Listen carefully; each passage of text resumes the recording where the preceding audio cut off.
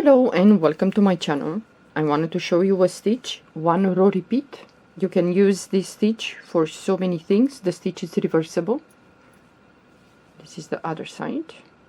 So you can do with this stitch so many things. You can do a blanket, a scarf, a hat, a blouse, a wrap, so many things you can do. The stitch will be on my other YouTube channel, Crochet Mood. I will put the link into the comment section, so below this video you will see the link for this stitch. The stitch tutorial is for free, it's not for members.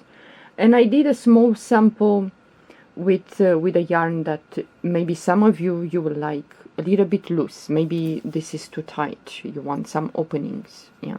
So this yarn recommends that I should use 4.5mm crochet hook, which I did. I worked with 4.5, this sample, but this sample I did with also 4.5mm crochet hook, but this yarn recommends that I should use 4.0.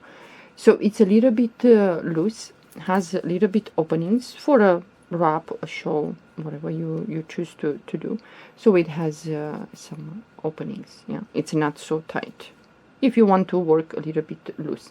So if you want loose, you can choose maybe half of number smaller, bigger than the yarn recommends.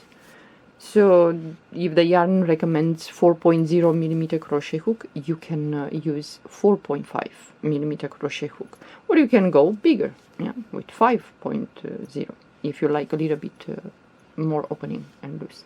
So this is the stitch. These are the sides. So the sides are quite nice.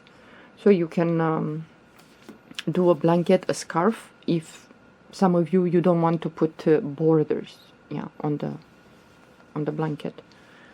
The stitch is very easy. I think it's beginner level. So if you're interested in this this stitch, you can click on the link in the comment section, and will take you directly to the tutorial. Yeah.